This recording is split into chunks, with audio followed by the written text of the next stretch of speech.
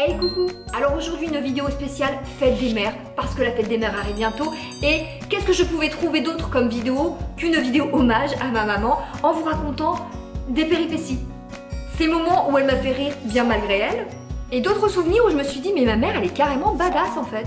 Si vous me suivez un petit peu assidûment, que ce soit sur YouTube ou sur Instagram, d'ailleurs mon Instagram s'affiche ici, je ne saurais que trop vous encourager à me rejoindre, tout est en barre de description parce que vous voyez l'évolution de ma vie, qu'est-ce que je deviens, où je vais, etc. Bref, en plus il y a de la rigolade, rejoignez-moi. Vous savez donc qu'il m'arrive 1000 choses, mais les chiens ne faisant pas des chats, ça veut dire que ça vient bien de quelque part. Et j'ai également demandé à mes abonnés Instagram de me raconter un souvenir, un moment épique de leur maman. Je vous partage ça aussi à la fin de la vidéo, parce qu'il y en a qui m'ont beaucoup fait rire. Et si vous vous demandez encore quel cadeau faire à la fête des mamans, je ne saurais trop vous recommander de vous procurer mes romans. Rupture, tarot et confiture le premier, Biberon, vodka et déambulateur le second. Ça se lit indépendamment les uns des autres, peut-être que vous le découvrez. C'est des livres drôles, feel good et un petit peu touchants. Et surtout, j'ai la grande chance d'avoir eu plein de retours d'abonnés qui m'ont dit « je l'ai lu, ensuite ma maman l'a lu, ensuite ma grand-mère l'a lu ». Ça me fait vraiment super plaisir de me dire que c'est un bouquin qui se passe de main en main, de génération en génération, et qui plaît de manière similaire. J'attends maintenant que les fils le passent à leur père et à leur grand-père. Oui, c'est un livre mixte. Oui, j'ai des hommes qui l'ont lu. Si vous hésitez, je vous mets tout en barre de description, vous pouvez vous le faire livrer, vous pouvez aller le chercher en librairie. Bref, maintenant que vous savez tout, les anecdotes de maman, c'est parti.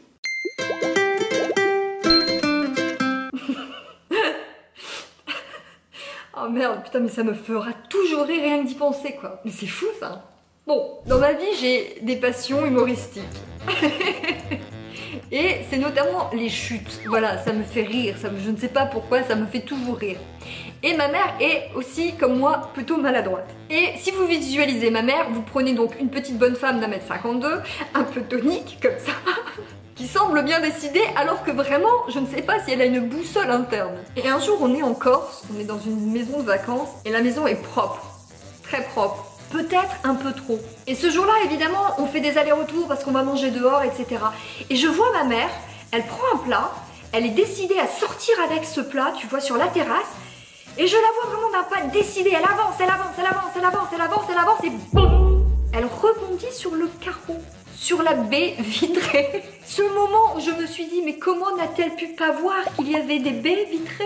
Ce moment où je me suis dit, tiens, elle ne doit pas laver ses vitres suffisamment souvent chez elle pour s'apercevoir que oui, on peut de l'intérieur voir l'extérieur, mais une vitre peut nous séparer. Catégorie what the fuck, mais surréaliste au possible. Je vais chez ma mère un jour. Et c'était dans notre maison de quand j'étais petite et la configuration est simple. Une pièce, un petit couloir, le salon, un petit couloir, la cuisine. On part donc de la pièce du fond, la dernière pièce, et ce jour-là, ma mère mange une pomme. Et donc, tout en me parlant et en traversant les pièces, elle mange cette pomme.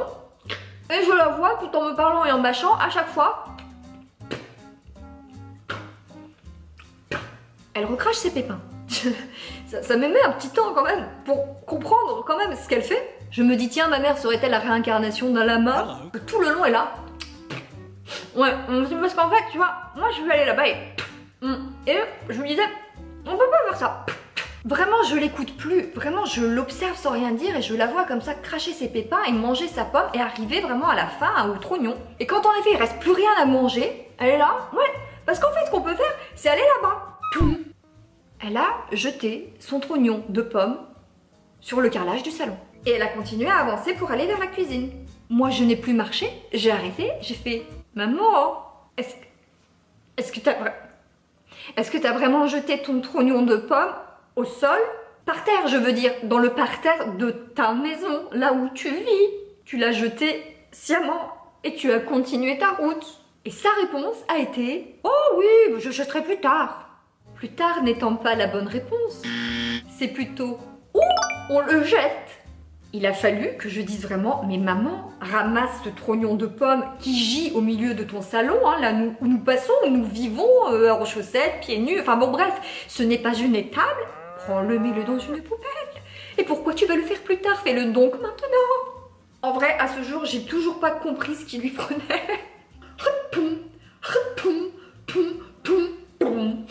Allez, ça c'est fait, on va faire autre chose maintenant. Catégorie délices culinaires. Je suis de nouveau dans le nord, je vais voir ma mère et à ce moment-là, je suis avec mon petit copain. Ils se connaissent pas encore très bien avec ma mère, on se connaissent quasiment pas du tout. Et vient le moment où en marchant, ma mère dit qu'est-ce qu'on mange ce soir? Qu'est-ce qui vous ferait plaisir qu'on pourrait faire? Oh, on pourrait faire des crêpes. Je me souviens que cette scène est allée beaucoup trop vite. Mon mec de l'époque s'emballe, beaucoup trop naïf, il ne sait pas. Il dit oui, avec un grand plaisir, carrément des crêpes, j'adore ça. Sauf que moi, je sais que ça ne fait pas du tout partie des traditions culinaires de la famille. Et moi je pressens ce que mon petit copain visualise quand on parle de crêpes un soir au dîner. Je vois de quoi il parle, je vois à quoi il s'attend. Donc je pars un petit peu à la pêche aux informations avec peut-être au fond de moi l'espoir de me dire écoute, après tout tu ne sais pas, peut-être qu'elle a évolué, peut-être qu'elle a changé ses habitudes de cuisine. Après tout. Me voilà donc en train de dire à maman, mais alors maman, dans ces crêpes que tu comptes nous faire, dis-moi tout, qu'est-ce que tu mets dedans? Oh bah de la farine. Oui, mais encore? Bah du lait. En effet, ça se tient. Quoi d'autre? Bah des œufs. On y est toujours? Quelque chose en plus? Bon, un petit peu de beurre et du sel. Voilà. Donc pour la pâte à crêpes, on est bon. Et ben c'est tout. Des crêpes. Des crêpes. Des crêpes aux crêpes, donc. Des crêpes avec rien d'autre. C'est comme si on te proposait un sandwich, tu vois, mais c'est du pain au pain. Dans le sandwich au pain, il va pas y avoir des choses, du jambon, du fromage, de la salade, des tomates, non, c'est du pain, un sandwich au pain. Comment vous dire qu'en effet mon petit ami de l'époque était quelque peu déçu? Et si vous croyez que dans le frigo il y avait de quoi faire des crêpes améliorées, vous vous égarez bien sûr. J'ai dû vraiment choper des petits trucs, des restes, des machins, faire une mixture pour donner un peu plus de saveur, de goût et de contenant pour ne pas avoir faim dans la nuit à des crêpes aux crêpes. Mais si ma mère est capable de croire que peut-être en jetant des pépins de pommes sur le sol de sa maison, il y a des pommiers qui vont pousser ou éventuellement qu'une crêpe aux crêpes peut suffire, c'est aussi une femme assez badass. Alors vous l'avez peut-être déjà repéré dans la vidéo sur le cambriolage, hein. On parle d'un mètre 52 hein, qui décide d'aller choper le voleur à coups de chaîne. Elle est capable de beaucoup. Ce que vous savez pas, c'est que ma mère vraiment, c'est une guerrière. Elle est polonaise et elle a vécu donc jusqu'à ses 26-27 ans en Pologne. Et la Pologne, à cette époque, c'était pas forcément un régime très facile à vivre. Ma mère est encore très jeune, elle a, je sais plus, 22, 23, quelque chose du genre. Et il y a une grande manifestation, en fait, pacifique évidemment, de gens, d'étudiants. Pour quelle raison, je ne saurais plus vous dire. Et je me souviens qu'elle me disait, mon petit ami de l'époque m'avait dit, écoute, ça commence à s'échauffer là entre les militaires et les gens. Il y a trop de monde, viens on s'en va. Elle dit oui mais il faut quand même participer, quand même c'est important, voilà, c'est notre droit, etc. Et elle y va. Elle assiste à une scène où en fait elle voit qu'un militaire bascule une femme enceinte, la prend et la fout au sol. Elle fonce sur le militaire, elle l'empêche de toucher à la femme enceinte. Ce même militaire bouscule ma mère et la pousse. Il va pour la mettre au sol. Ma mère, un coup de rage, protège la femme enceinte, se lève et décide de cracher à la gueule du militaire.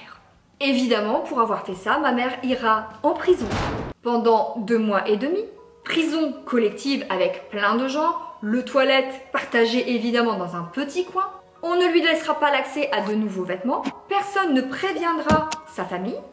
Je vous rappelle que c'est la Pologne dans les années 70. Et elle m'expliquera que pendant tout ce temps, elle sera pareil, c'était l'hiver, avec sa petite robe et son collant forcément troué. Et c'est uniquement parce que son petit ami ne l'avait pas vu revenir, parce que dans la cohue, en fait, il l'avait perdu, etc., qu'il s'est dit, forcément, Elisabeth, elle a dû se faire embarquer, donc il s'est renseigné. Et elle savait pas, en fait, que pendant tout ce temps où elle n'avait accès à aucune communication, parce qu'elle n'avait pas le droit d'écouter téléphone, etc., son petit ami, en fait, a été se renseigner. Il était plutôt bien placé, c'est un étudiant intelligent, donc il avait apparemment quelques contacts. Et en fait, il essayait de faire sortir ma mère. Et ça a pris 2 mois et demi pour avoir défendu une femme enceinte. Vous voyez un petit peu comme c'est pas si loin et pourtant c'est quand même très grave, très grave. Du coup ça explique mieux qu'elle ait pas peur d'aller choper un voleur qui fait 40 cm de plus qu'elle, de le prendre par la gorge, de le plaquer au mur et de courir après lui avec une chaîne. Mais oui mais voyez, il y a un moment donné, t'as fait de la prison en Pologne, t'as craché à la gueule d'un militaire, un petit voleur chez toi c'est quoi? On va lui faire manger des crêpes aux crêpes et on va voir ce que c'est. Et on va terminer sur vos anecdotes, celles que vous m'avez partagées sur Instagram. Alors évidemment, j'ai pas pu tout sélectionner, mais quelques-unes qui m'ont suscité une petite émotion sympathique. Alors ça me fait rire. Sonia Francisco nous raconte: alors mon papa travaille pour certains voisins pour la peinture et la rénovation et il s'occupe souvent de nettoyer les toits de la maison. Et un jour ma mère passe voir mon père sur le toit du voisin d'en face et se met à roucouler comme un pigeon. Pour s'apercevoir juste après que l'homme n'est pas son mari. Non, son mari, lui, avait plutôt décidé de l'observer silencieusement du côté du voisin et de se foutre de sa gueule. Moralité, avant de recouler, pensez à vérifier. Kafila Siam nous raconte que peut-être sa mère est un petit peu maladroite. Hello, mon père allait chercher ma mère au travail régulièrement. Elle s'est installée, elle a mis la ceinture, tout ça, jusqu'à ce que elle finisse par se rendre compte, seulement en tournant la tête, qu'évidemment, c'était pas son mari. Certains diront que ça peut arriver, oui, pourquoi pas. Mais la maman de Khalifa apparemment enchaîne. Elle a également renversé tout un rayon de bouteilles en verre dans une parapharmacie. Elle s'est fait percuter par un âne à Marrakech. Pardon, mais dès qu'il y a des animaux, moi ça me tue de rire. Ça va? Je suis fait percuter par un âne. On ne s'en méfie pas assez des ânes. Elle a déjà confondu un chien tacheté avec une vache. Est-ce qu'au final, ta maman, peut-être qu'elle a juste, en résumé, un problème aux yeux? Emmenez-la voir un ophtalmo, peut-être que ça résoudra tout. Ah, ça me tue de rire, ça. Lucie nous raconte que sa maman était très fière d'une plante qu'on lui avait offert des années et qui était toujours aussi belle depuis tout ce temps. Et elle précise, alors qu'en temps normal, ma mère avec les plantes n'est pas très douée. Quelle grande fierté donc pour cette maman d'avoir cette plante qui est là depuis plusieurs années, toujours aussi belle. Un jour, j'ai regardé de plus près la plante, qui était donc en plastique. Une plante en plastique que sa mère n'avait jamais remarqué puisque ça fait 2 ans qu'elle l'arrosait. Qu'elle l'arrosait avec amour, précise-t-elle. Oh, mais oui, mais c'est mignon. Voilà quelques-uns de vos témoignages. Merci à vous d'avoir partagé ça avec moi. Rejoignez-moi sur Instagram pour ceux qui ne l'ont pas encore fait. N'hésitez pas en commentaire si vous avez envie de partager voilà, des petites anecdotes sur vos mamans pour qu'on continue à lire. J'aime bien faire ça parfois sur certaines vidéos. C'est comme une suite à cette vidéo. On continue à rire, à s'émouvoir grâce à vous, grâce à vos histoires. Je vous rappelle toujours que si vous avez envie de faire un cadeau, vous pouvez toujours vous procurer mes livres. Tout est en barre de description. N'hésitez pas et ça m'encourage et ça me fait plaisir. Bonne fête à toutes les mamans. N'hésitez pas à partager cette vidéo également à vos mamans. Peut-être le jour J, peut-être parce que ça la fera rire également. Et si vous n'avez pas eu la chance d'avoir une maman ou d'avoir une chouette maman, sachez que moi je pense à vous et je vous envoie beaucoup d'amour. Pensez à liker cette vidéo si elle vous a plu, à vous abonner parce que l'algorithme apprécie et moi également. Et à tout vite, bisous.